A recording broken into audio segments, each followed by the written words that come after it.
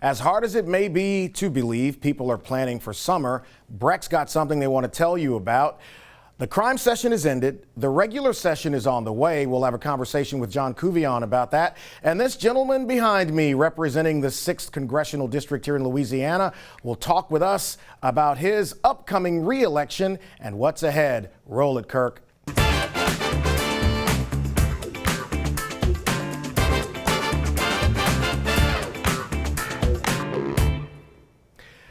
U.S. Congressman Garret Graves has been in that position since about 2015, and he's here with us right now to talk about all things Washington, D.C., and, of course, his re-election. I've known Congressman Graves for some time now. Good morning, Garret, as we are recording this. How are you? Hey, good morning. How you doing? Well, so let's talk a little bit about what is happening with this redistricting, man. I mean, everyone's asking you about it. Everyone wants to know what you're going to do. You've announced your re-election bid. Before we get to that, let's talk about the redistricting process. What are your thoughts about that? Sure. Well, look, there were new maps that were drawn for the 2022 elections. And Clay, those maps went through about an 18-month period of public meetings, of a road show traveling all around Louisiana, in making sure that the public was aware, the public had an opportunity to provide input. Let me say it again, 18 months. Yet in January of this year, the legislature and governor and others took about 3 days, literally dropped a map on, I think it was a Tuesday morning. It was on the governor's desk by Friday morning. And so there really wasn't an opportunity for public input or public participation. And the other thing is that the map was done under false pretense. The legislators and others were told that, and there wasn't. It simply wasn't true. In fact, Woody Jenkins went and testified before the Senate. He actually read exactly what the court said and made clear in the testimony that that was not the case. So without getting into too much detail, just quickly note that there are really 3 criteria that you have to follow. It's communities of interest, it's compactness of a district, and then also taking into consideration racial implications. And the maps that they've drawn, you connect Denham Springs, Baton Rouge, Gonzales, and Monroe, which has no community of interest alignment there. Another district does the areas near like Donaldsonville, Baton Rouge to Shreveport. A 4th district goes from East Baton Rouge Parish, Baton Rouge area, down to New Orleans, and a 4th district goes from sort of the Livingston Parish, kind of the eastern side of Livingston Parish, over to the east of Denham Springs and Walker, and goes on around the North Shore, Plaquemines Parish, into Metairie. And so it really is, I mean, it looked like a 2-year-old with a crayon drew these things. Do you feel targeted? That's a nice way of saying it. Look, there's no doubt. I mean, I'll say exactly what happened. I endorsed someone that I've known for 30 years that I think would have done an excellent job as governor of Louisiana. And let me say it again, as a former coworker, as a friend, somebody that I think had a great vision, had clear skills and evidence that they could govern. And so the governor took it personally and is simply trying to carry out some degree of vindictiveness, and look, I'm fine with that. If that's how he wants to play games, then that's fine. But don't harm Louisiana in the process. If you have it out for me, that's fine. But don't harm Louisiana in the process, and that's where I think they made a huge mistake. A number of legislators have called and emailed, reached out to us, and expressed strong concerns about what they were told.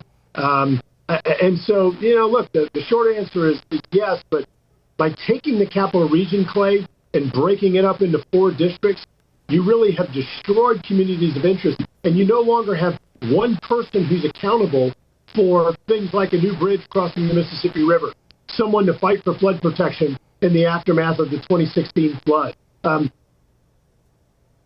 LSU and the future of the university in our region is somebody who's going to come in and address the traffic problems that we have in the Capital Region, somebody that's going to be responsible for ensuring that federal law enforcement is involved in helping to solve this crime crisis in our region. You can't break it up into 4 districts, one centered in Shreveport, one in Monroe, one in Metairie, and one in New Orleans. Well, look, we're going to take a quick break, Congressman, and then come back. I want to talk with you a little bit more about that. Obviously, Super Tuesday has gone by us now, and we're going to be picking up speed as we get into the political energy that's coming now. So we're talking with U.S. Representative Garret Graves. Another segment with him on the Clay Young Show next.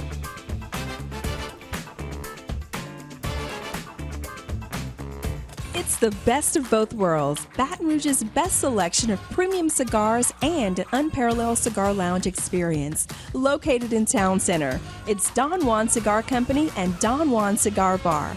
Walk into our amazing humidor at Don Juan Cigar Company, then walk next door and experience the plush atmosphere of Don Juan Cigar Bar. Come see why we are Baton Rouge's cigar and good time authority. Don Juan Cigar Company and Don Juan Cigar Bar. Back with Congressman Garret Graves, and going into the break, we were talking about the redistricting, and I want to get to some of the recent political news with Super Tuesday and the presidential election that's on the horizon. But just doubling back, there are 4 districts now that overlap the capital region, and you announced that you are running for re-election in the 6th. The demographics of the 6th are different now, Congressman, and it'll be a steeper climb. Why choose the 6th to do that when you can choose one of the other districts? Well, Clay, what we said is that we're running for re-election, and that effectively we're not giving any credibility to the map that has been passed by the legislature, because that map is patently illegal. It's unconstitutional. As a matter of fact, the Fifth Circuit Court of Appeals is taking this up straight away. It's not going to federal district court. It's going straight to the appellate court. The court very quickly impaneled a 3-judge panel. It'll be heard before the court, both the preliminary injunction and the merits of the map, just in the next few weeks. And so we are confident that the court's going to throw the map out, that they're going to do something that's legal and constitutional, and more importantly, something that's just rational and passes the common sense test. So we'll be running for a district that is anchored in the capital region, where I was born and raised. And so we're not giving any credibility to the map, and whether it's the 1st district or the 6th district, and by the time the new maps are drawn, we will be running in the district that is anchored in the capital region. You know, I got to ask, when this issue came up, after there was really the idea that there was going to have to be another majority-minority district, why didn't state Republicans and state Democrats work together to get to a solution before getting to this right now? There's been a lot of time to work this out. Why hasn't it happened?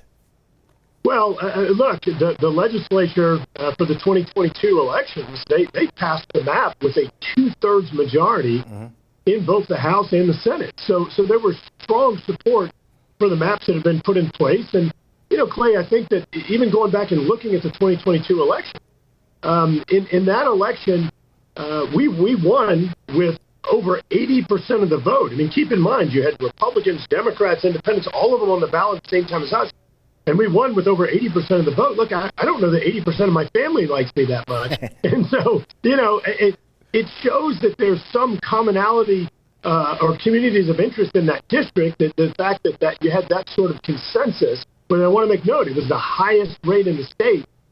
And so I think that you already had a map that seemed to make sense. There was no reason for the state to come back and revisit them, with the exception of trying to extract revenge, which I don't think is a good reason. So you're right, though, that Republicans and Democrats could come together and draw a map that actually is legal and constitutional. They chose to not do that, I think, simply for political reasons. But unfortunately, the court's going to be stepping in and likely making the call.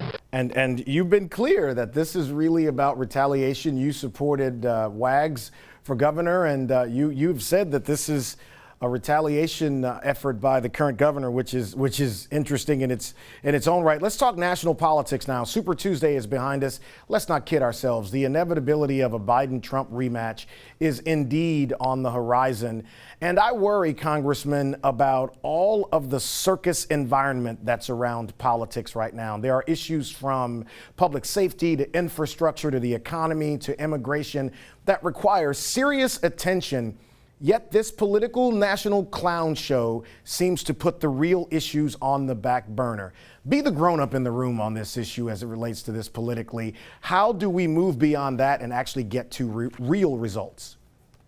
Well, first, Clay, you're exactly right. I mean, we need to be addressing the crisis at the southern border. We need to be addressing the crisis that is energy policy that's resulting in our dependence on China, Russia, Iran, Venezuela, but at the same time having higher prices for energy like gasoline and utility payments. We need to focus on the national budget and the debt that today, if the debt was due to each individual taxpayer, we would have to pay $256,000 per taxpayer, something I can't afford. Outrageous what's going on right now. And the fact that, and you nailed it, Clay, the fact that we are focusing on the circus-like environment is really outrageous, because what it does is it takes these true crises that are out there and it puts them on the back burner.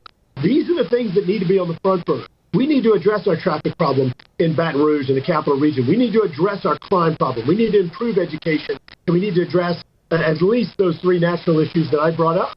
And so the way to do it, I think, is that we've got to have voters. We've got to have people like you that have an audience continuing to talk about what the priorities are. It is not creating a circus-like environment and just taking shots at the other side. It's actually sharing substance in how you're going to address these crises, how you're going to solve these problems, whether it's the local issues, that again, the crime and safety issues, the threats to our family, or it's these national issues like border security that have to be addressed.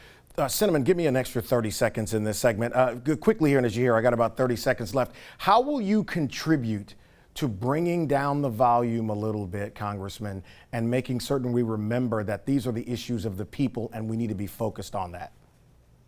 Two things. One is that every time we talk to President Trump, we continue to bring up what is truly important. And the second thing is that we ignore or neglect all the noise in the circus-like environment and try and pull things back into the real substance and the challenges that Americans are experiencing and feeling every single day. Well, Congressman, the next time you're in the 6th, you got to come see me here in studio, man, so we could talk more about these issues. Love to. Love to. All right, Congressman Garret Graves in Washington, D.C., talking with us about those issues, and we'll have him back when he's back in the district. So, you know, the regular session just ended. The special session on crime, the regular session that we deal with every year, is on the way. John Kuvion is here with us, sitting at the desk, and we'll talk about what's on the way as the Clay Young Show continues.